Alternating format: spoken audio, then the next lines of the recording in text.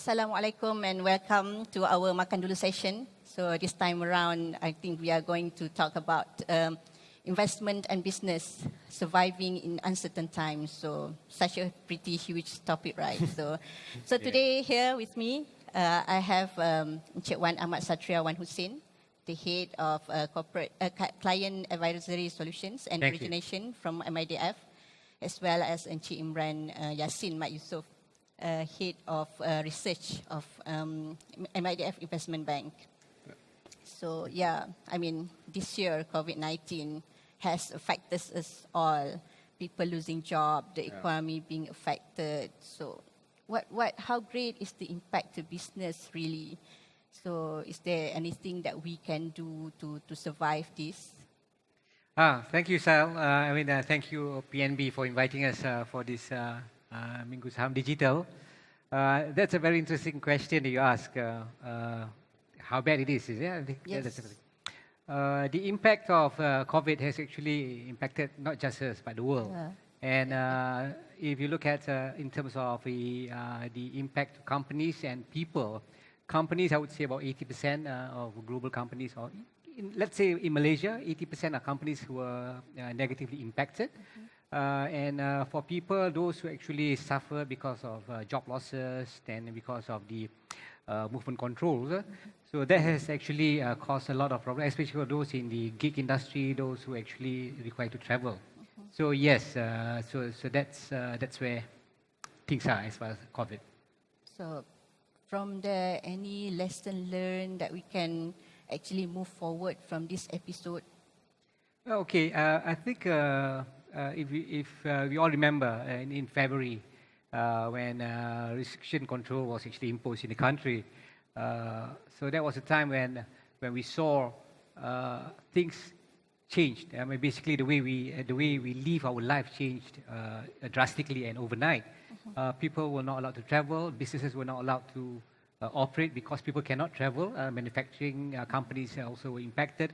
Those companies that were actually doing traditional businesses the way they were used to do before were totally impacted. And I think the lesson learned here is that there is a need for us to change. Yes. There is a need for us to embrace technology, digitalization, and where things things will need to be moved towards the virtual world. I think that's actually one of the key lessons as far as business is concerned. Okay, yeah. So we need to embrace the digitalization and technology, even for small companies, I believe. Yes. Yes. Okay. So, Encik Imran, what do you think about this? I mean, you look at what we're discussing right now, the platform we're discussing right now. Yeah. Pre-COVID, we would be having this in a carnival atmosphere. Now it's more digitalized. Yeah. So companies, as Encik Wan rightly put, companies would have to adapt. I think one of the key lessons is adaptability. Companies have to learn how to live with, even if we have vaccine, which I think we're going to discuss later. Things have changed. And people suddenly find out that we can do things online.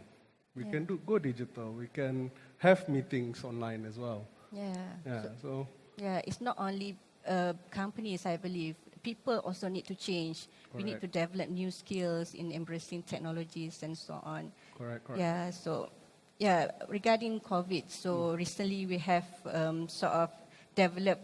We have Vaccines.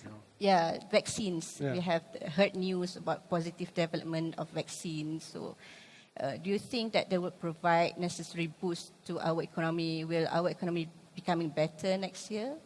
Well, the vaccine news is certainly good news. I mean, if you look, we have 3 now. We have AstraZeneca, we have Pfizer, BioNTech, and we have Moderna.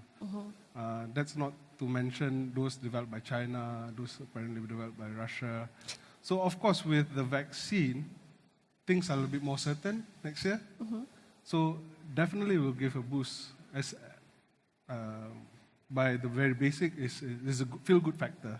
Yes. So that itself will give a boost to the economy. So we're looking at how the economy will look. The growth for next year is more certain. Government is saying 6.5 to 7.5. MIDF research, we're looking at about around 7% growth for next year. And it seems that we're on the path to recovery. That numbers seems to be achievable now. In terms of opening up the sector, although we don't think that the vaccine will be immediate, it might take some time to be developed. First, it needs to go through the approval process and then the logistic. So by earliest, maybe third quarter or end first half of next year. But once we have the vaccine readily available for everyone, things can slowly go back to normal. So yes, it will be a boost for the economy next year. So yeah, that's for the economy, but we are also like an investment community. So Encik Wan, So Encik Wan, do you have any point of view from the stock market perspective? Oh, I think the stock market is actually a very interesting topic. I think everyone's been talking about it. We've seen that. Yeah, I know. I mean, some people got it wrong, totally wrong. I mean, when COVID first emerged, appeared, and closed businesses and all. So basically, it was a doom and gloom sort of scenario sometime in February or March this year. So a lot of people, I mean, at that time, I think I would say that probably 80% of people are actually basically, they say that's it, the stock market is going to crash forever. However, the stock market has actually rebounded tremendously and from a lows. And in fact, our stock market also now about 1600 level as far as the CI. Came down to about 1300. So my advice now, that the market is actually being fueled by the tremendous liquidity that's been provided. I mean, people who had moratorium in terms of their borrowings and all, so they had ample cash and they were staying at home. What do? You invest in the stock market, right? So I think we saw that the increase of retail participation in the stock market has actually fueled the market up. And also there were some stocks that actually beneficiary to the pandemic. I mean, fortunately or unfortunately, they were beneficiaries. Companies that were in the glove industry, company in the technology, company in the virtual online sort of shopping, that sort of thing. So we've seen these companies actually benefiting. And of course, there were some that actually did not. So what has happened is that because of this, the markets actually shot up. Some companies actually, in terms of valuations, have shot up more than 20 times, 30 times their price earnings. Yes. And so my advice to people who want to invest in the market, I think first thing you do is that you need to understand the art of investing. You must put your emotions aside. Mainly because you want to be able to make an informed decision and be very objective. I think you will agree with that. Definitely. Secondly is that you must do your research. Yes. Companies come and go, but you need to understand the fundamentals. There's a lot of research reports available. You talk to your friendly bankers, stockbrokers and all. Even you just go online, there are reports on companies' performance and also past performance. That's one thing.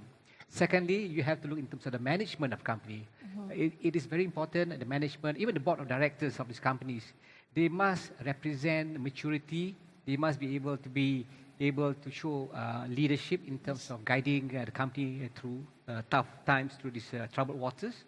And I think, and last but not least, is in terms of your investment horizon and your objective. So I would never go into the market just for an overnight profit. I would go for a medium term, at least 6 months or a year, so that provides me with a certain time for me to actually be able to analyze, evaluate, and make an informed decision. Maybe Imran wants to share on that. I mean, I agree with all what Cik Wan has said. But in terms of it's also event-driven. For example, you said about vaccine, how that will affect the stock market. We've seen how that has affected the stock market.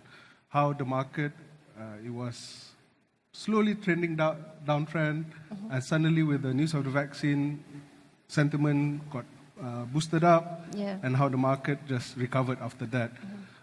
I think, of course, the news on the vaccine in terms of the stock market is already been played. But what's the next level after the vaccine? So it's more of, now we should be talking about how the economy is going to be for next year. Yes. With the vaccine, of course. And of course, should the vaccine be late, what is going to be the repercussion of that? So yeah, talking about investment, so the basic principles in making investment. So can we go a little bit more technical? So how should we position ourselves then? What is our strategy investment, having the news on vaccine already in place? So how should we position ourselves? Any sectors or any things that we need to look at to position our investment? Okay, maybe I'll start first. Okay, if you don't mind. please. Okay, now we have vaccines. I think the most important thing is that we have to know that as human beings, we will adapt and we will try to survive. So I think that's a human nature. So I think that's a given.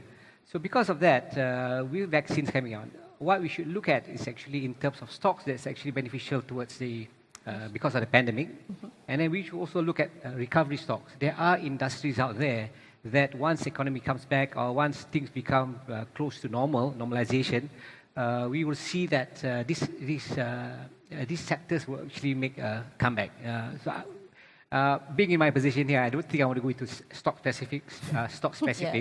Maybe I'll share some of my thoughts. I think one of the areas that I think that will actually benefit from a growing or probably improved economy is that, of course, banking. So I think the financial sector will see an uptick, mainly because a positive economy will actually be positive for them. I think that's one. Secondly, I think in terms of those in the logistics, I suppose, we'll see a lot more logistics companies actually. We see that sort of business will be better. So those are the two things. As far as tourism and travel, Yes. so I would say it's too early to make a call on this, But if I were to be a long-term investor, I would look for some of the stocks that is actually trading in this sphere, in this sector, which will have to be around. I mean, at the end of the day, people will still have to travel. With children, some people send their children overseas to studies and also travel, whatever not. So I think there will come to a time where there will be some normalcy, and things will come back to normal. So look at those stocks, but again, fundamentals is very important.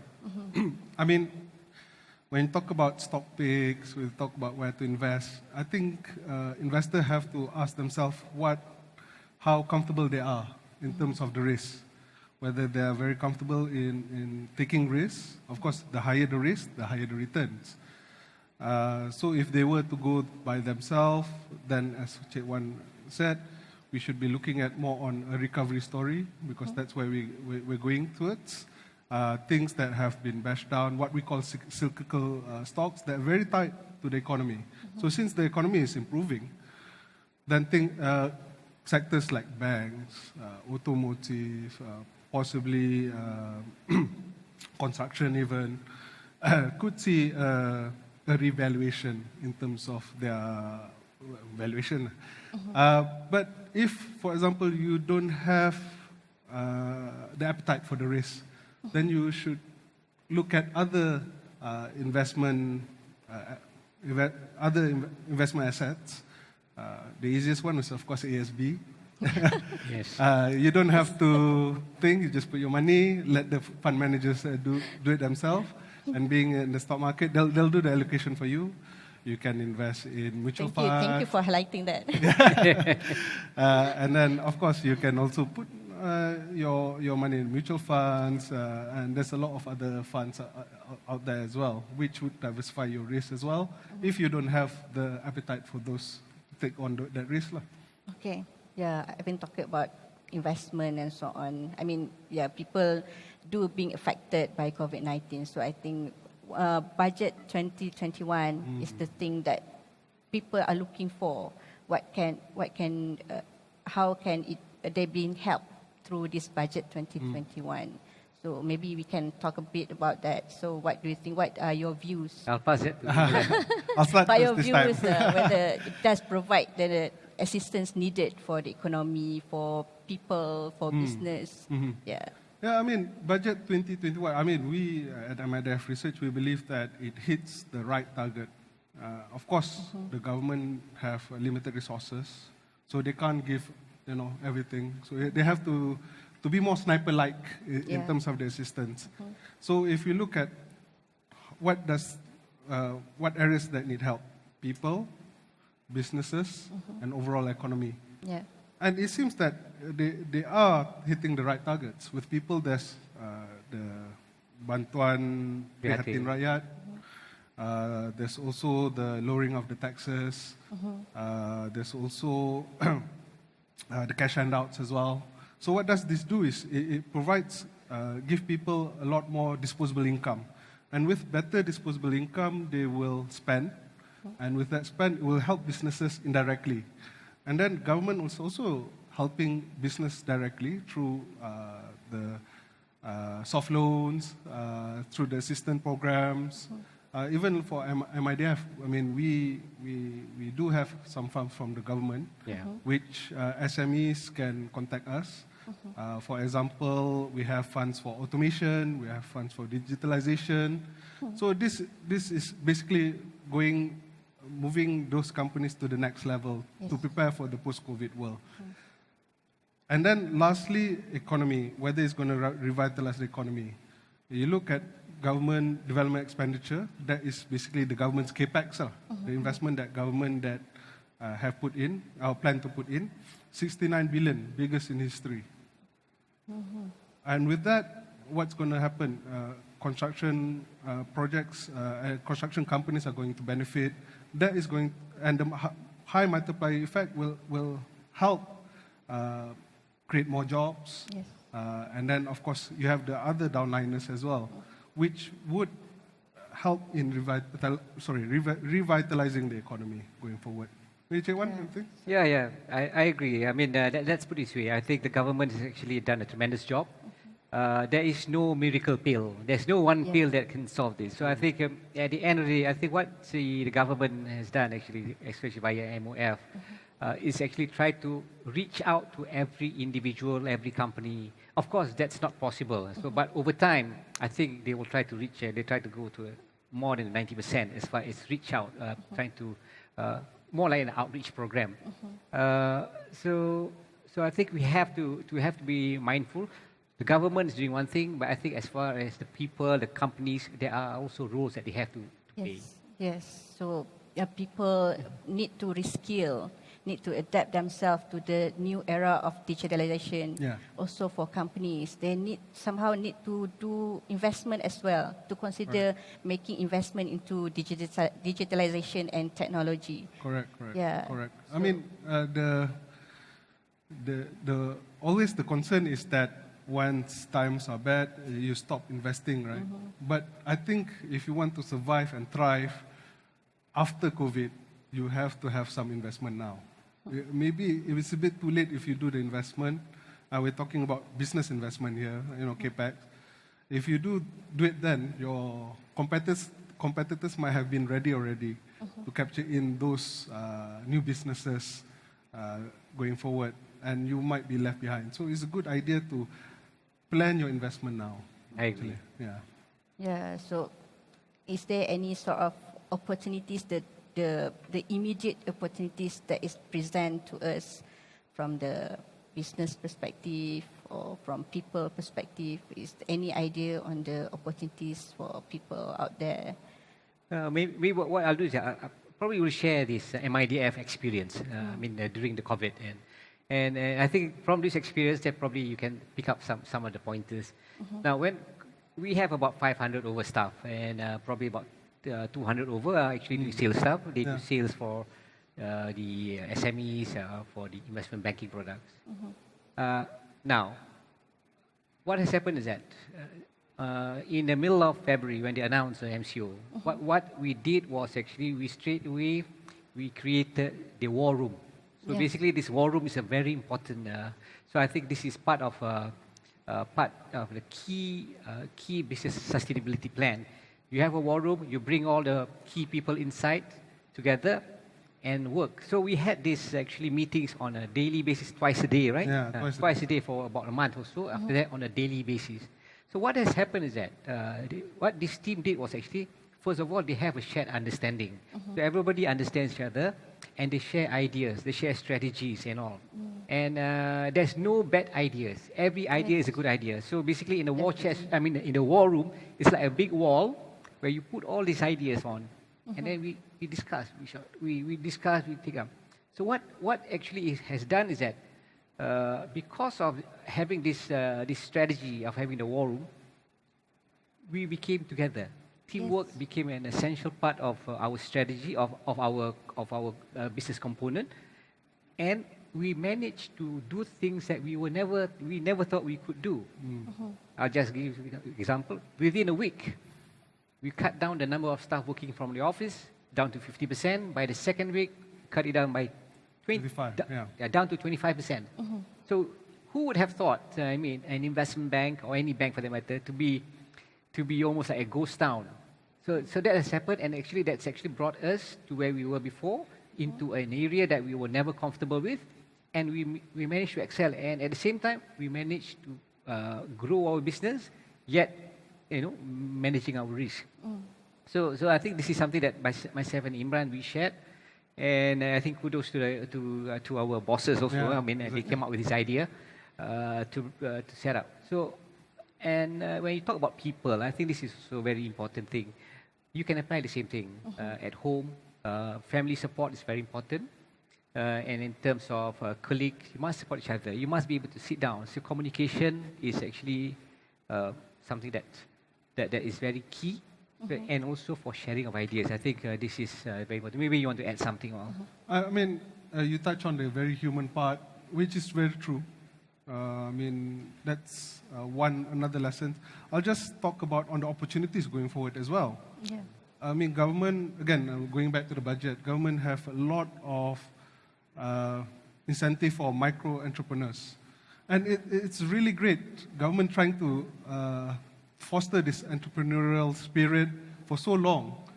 But now, what I've seen is that a lot more people are taking it up, becoming entrepreneur, selling online and all this. Of course, it's due to necessity, but that thing can grow, to become your passion. So I think there is a lot of lessons that we can learn from COVID-19.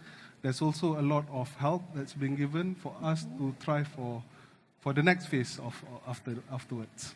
Yeah, I think we've heard a lot of useful tips, advices, opinions, views. Yeah, definitely COVID-19 has impacted a lot. It has challenged us in how we're doing business, in making investment, even in living our daily lives. But it's not without giving us opportunities. Like we have to be more creative to look from different perspectives in surviving, and then to work together better. Yeah. So if I can quote here, Klaus Schwab is the founder and executive chairman of World Economic Forum, said that this pandemic represents a rare but narrow window of opportunity for us to reflect, reimagine, and reset our world. So that's how I want to sort of conclude our discussion today, unless you want to say anything else before. Maybe I think Imran said it's about people. So I think the whole idea of this, this panel discussion, we want to actually share our thoughts as far as companies, but I think the people is actually the ones that needs to be actually engaged further. Now, again, I mentioned about support. So family support is very important during these tough times. Not just for the people who actually lost their jobs, or people who are actually striving or trying to make a living. But also, once you start staying at home because of the MCO and all, there's a lot of stress. All of us, we try. Basically, we work from home, and sometimes it becomes a grey area whether home is a workplace, home is actually a home. So that's very important. So I think the well-being of people. Now, I understand that. I don't know whether Sal, you will share my thoughts. There's also a lot of cases where people suffer from mental health. So when we talk about mental health, it's not just it's something that people suffer, but you don't see. Imran may look okay, but he may be I think support and mental health is something that we need to embrace currently because of what happened to us during this COVID-19 pandemic. So Yeah, I think we have a very good discussion today. I hope so our viewers can actually learn something from this, get their, how can we survive this time? So finally, before we end this session, please feel free to contact MIDF, the companies that I'm having today, for any inquiries with regards to business development and investment. It's a hotline number there. Through its business advisory unit. Hotline numbers is 1300 6433, or you can email them at growyourbusiness@midf.com.my. Oh, I just go to our website too. You can go to the MIDF website. As well, So thank you very much. Thank you, Sal. Encik Wan, Encik Imran, for It's been our a pleasure. discussion Thank you, today. thank you. So Thank it's you, very BND, insightful. MSD.